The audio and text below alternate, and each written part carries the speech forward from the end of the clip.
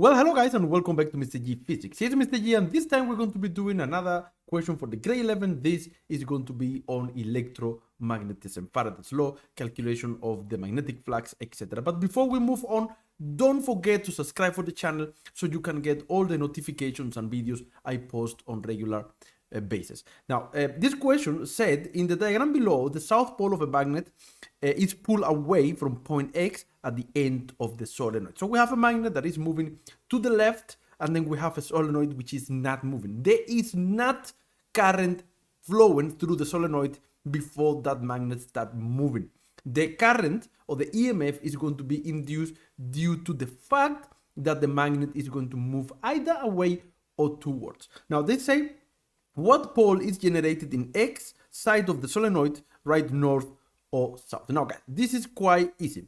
The EMF that is going to be generated in the solenoid will have an effect that is opposite to what is happening due to the magnet. In other words, if the magnet is moving away, this solenoid will generate a magnetic field that will prevent that magnet from moving away. So if the magnet is moving away and the south is close to the solenoid, how can this solenoid prevent that magnet from moving away? Well, if the solenoid managed to create or generate a north pole here, north attracts south, so that solenoid will attempt to stop the magnet from moving away. If that is north, then on the other side of the solenoid by the Y will be south. Alternatively, if the magnet is moving towards the solenoid, now the solenoid will generate a magnetic field that prevent that magnet from going towards. If the end is south, so the solenoid will generate a south, so the magnet don't go in the solenoid. I hope that is clear. So that is the first answer, is going to be a north. And I hope the explanation is clear. In which direction is the current flowing in the solenoid, right? Only X to Y or Y to X. Now, there to determine the direction is the of the current of the induced EMF, we need to use our right hand rule. Now, the right hand rule is quite simple. The thumb will give us the direction of the current, and when you grab the conductor, you have to rotate your arms.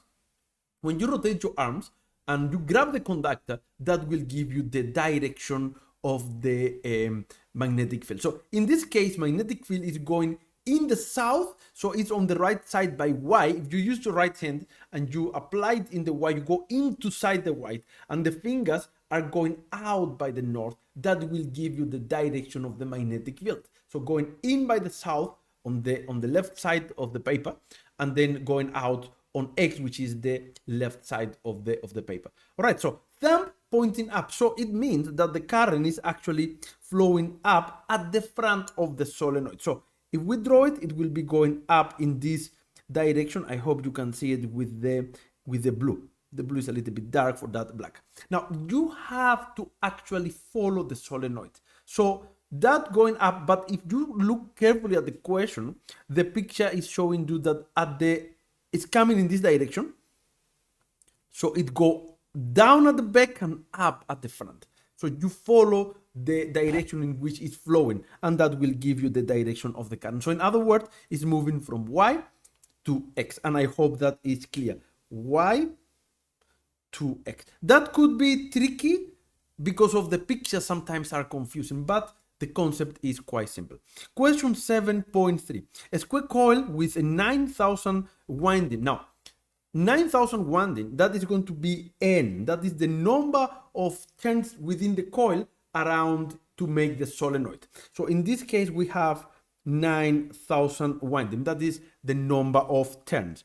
And a side length of 0.33. That is the length of the square solenoid. If you see the picture shows you the solenoid that is a square, and then the length of each side is going to be 0.33. In other words, if I write here the data, this distance here that I'm showing you is 0.33 meters, and this distance here is also 0.33 meters. That is the length of the solenoid, of the side of the solenoid. So in other words, I'm going to write here L is equal to 0.33 meters. That is an important data.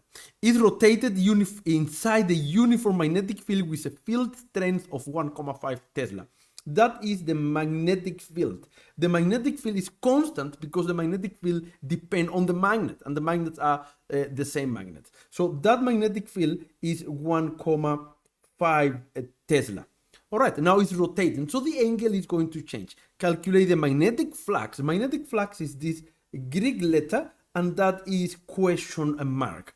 Passing through the coil, if the normal of the coil makes an angle of 30 degrees. Now, the angle could also be tricky. This one is 30 degrees. Now, this angle is the angle between the normal to the surface, and remember the normal to the surface, or normal is a line that is perpendicular. In this case, is a line that is perpendicular to the surface. So for you to understand, if the surface is this one, the surface means all this line here inside. All that area is the surface inside the solenoid. So let's say this here is the surface. A normal to that surface will be a line that is an imaginary line. It's not really there, which is this one. This one is the normal. And the magnetic field in this case forms an angle which is 30 degrees with the normal. That is important. So 30 degrees to the normal, not to the surface. Okay, I hope that is clear. Now, how do we calculate magnetic flux? Well, magnetic flux is equal to B multiplied by A multiplied by the cosine of theta, and I just explained why or what is a theta. A is the area of the solenoid. In this case, it's an square. So the area of an square, and you should know this one from mathematics, the area of the square is equal to L square. Guys, it changed according to the surface, to what is the shape of the solenoid. So in this case, we can substitute everything in there. It's quite simple. So we can say that magnetic flux is equal to B, which is 1,5 multiplied by the area, which is L square. So it's 0,33 square multiplied by the cosine of 30 degrees. I'm going to do the calculation, even though I already have done it, but I want to make sure my calculations are correct. Multiplied by the cosine of 30. I'm not good with the calculator, guys. This will give me that magnetic flux is equal to 1,14. Let me fix the number. 0, no 1. 0,141. 141 Weber, which is the unit for magnetic flux. Guys, that is the answer. I hope it is clear, and I hope it helps. It's quite simple. The next question says, if the coil is rotated and an EMF will be induced in the coil, there is a law that describes the phenomenon. Name and state the law. Name of the law, Faraday's law. That is important, and it's going to be used in grade 12 as well. So this one is Faraday's law.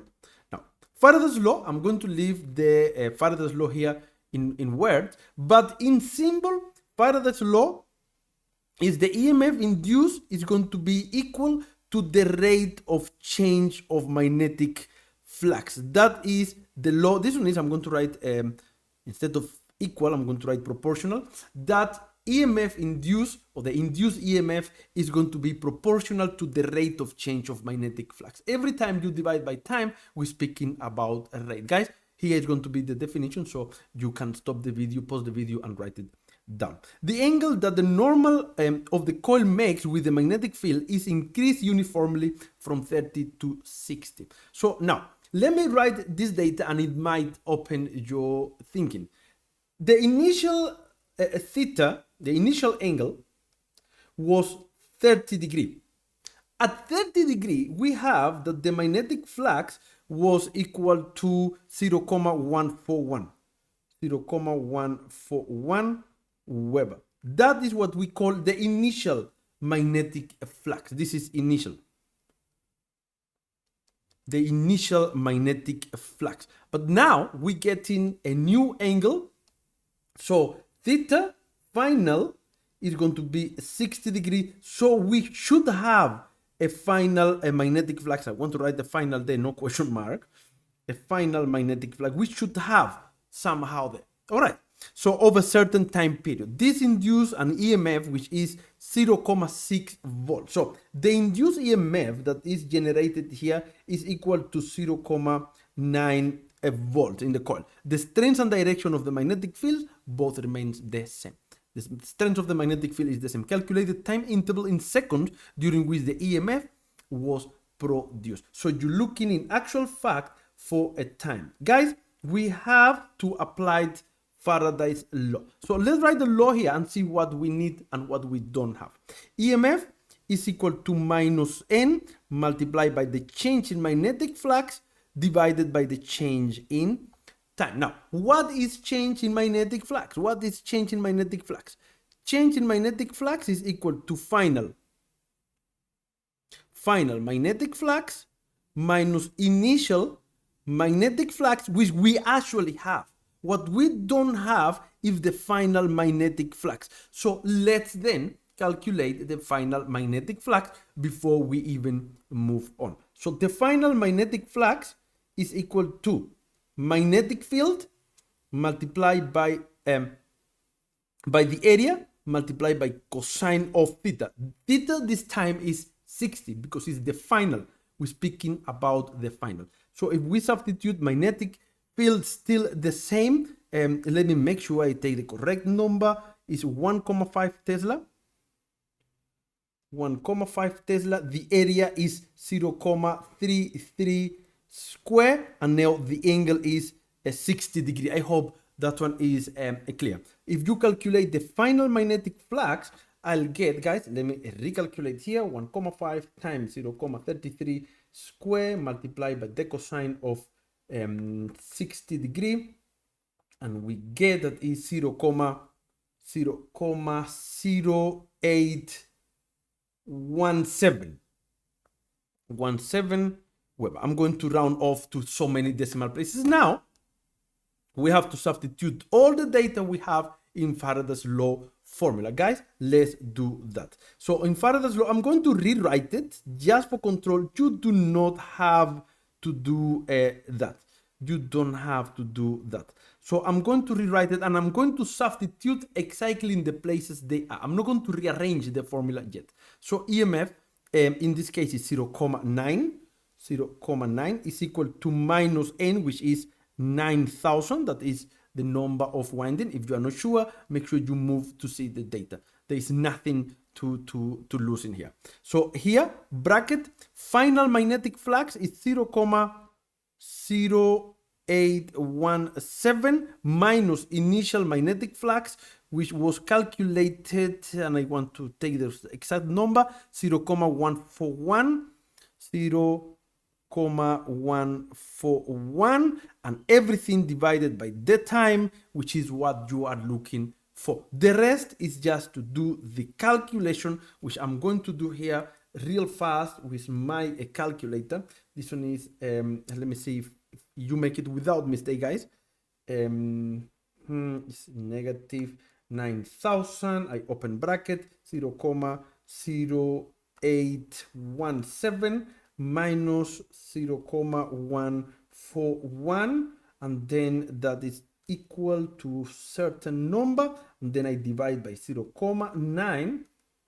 That will give me 593 seconds, and I hope you understand. We are done with this question. If it's helping, thumb up, subscribe for the channel, and then share to friends, save the video, and then I'll see you next time. Guys, I hope it helped. I'll see you next time, Mr. G.